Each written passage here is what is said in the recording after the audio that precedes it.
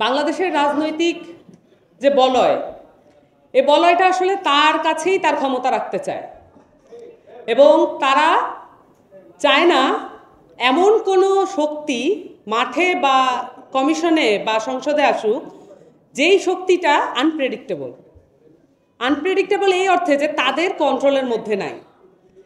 এই শক্তিটার মধ্যে কারা ইনভলভ?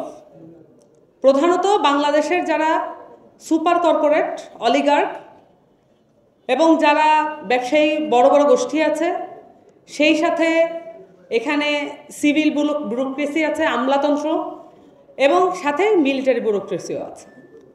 এই যে পুরো সেট আপটা, এটা হচ্ছে বাংলাদেশের একটা অন্ধকূপ। এই অন্ধকূপ থেকে বের হওয়ার জন্য বাংলাদেশের মানুষের একটা 53 বছরের একটা লড়াই আছে।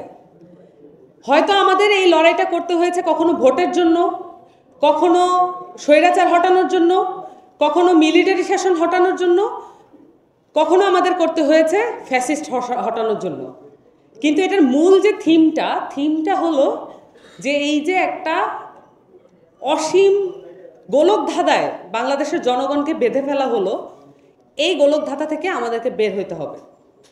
এখন দেখেন আমাদের দেশের রাজনীতিবিদ, অনেক বড় বড় রাজনীতিবিদ, অনেক বড় বড় দলের আছেন, তারা এখনও তাদের যে স্পিচ ডেলিভারি সেগুলোতে এখনও দেখেন যে কি ধরনের ভূমিকা পালন করছে। এখানে আপনি দেখবেন যে কোনো দলের কোনো ভেদাভেদ নাই। এখানে জেনজি, আমরা এটাকে বলেছি জেনজি রেভলিউশন। আমরা এটাকে কেন বলেছি? কারণ মাঠে আমরা বুক চিতিয়ে দাঁড়াতে দেখেছি জেনজিদের, ইয়াংদের, তরুণ জনগোষ্ঠীর পুরো রক্তের উপর দিয়ে এই সরকারটা প্রতিষ্ঠিত হয়েছিল।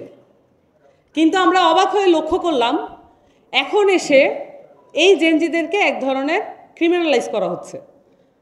ভুলে যাবেন না, এবং আপনারা কেউ ভুল করবেন না, যে এই ক্রিমিনালাইজেশনের শেষ এখানেই না। এটা শুধু বক্তব্যের মধ্যে দিয়ে ক্রিমিনালাইজেশন হবে তা না। জুলাই সনদ যদি আদেশের মাধ্যমে বাস্তবায়িত না হয়, যদি আইনি প্রক্রিয়া এটা সুনিশ্চিত না হয়, তাহলে এই ক্রিমিনালাইজেশন কোর্ট থেকে পর্যন্ত হবে। বাংলাদেশের সুপ্রিম কোর্ট কখনোই স্বাধীন ছিল না, এবং এমন কোনো ব্যবস্থা আমরা এখন পর্যন্ত যা ঐক্যমত্যে এসেছি, এমন কোনো ব্যবস্থা আমরা এখনও করতে পারি নাই যে আমরা সুপ্রিম কোর্টে স্বাধীন করতে পারবো। এই যে পরাধীন আমাদের যে সুপ্রিম কোর্ট, পরাধীন নির্বাচন কমিশন, পরাধীন দুর্নীতি কমিশন, এই কমিশনগুলোকে এই অবস্থায় রাখা, এইটা স্ট্যাবলিশমেন্টের জন্য দরকার, বড় পলিটিক্যাল পার্টিগুলোর জন্য দরকার। কারণ বড় পলিটিক্যাল পার্টি এটা কিন্তু একটা অহংকারের বিষয়, এবং তাদের অনেকের চুলদাড়ি পেকে গেছে, কিন্তু তারপরও তারা রাজনীতিতে আছেন, সেটা আমরা সাধুবাদ জানাই, সম্মানের জায়গাও রাখি।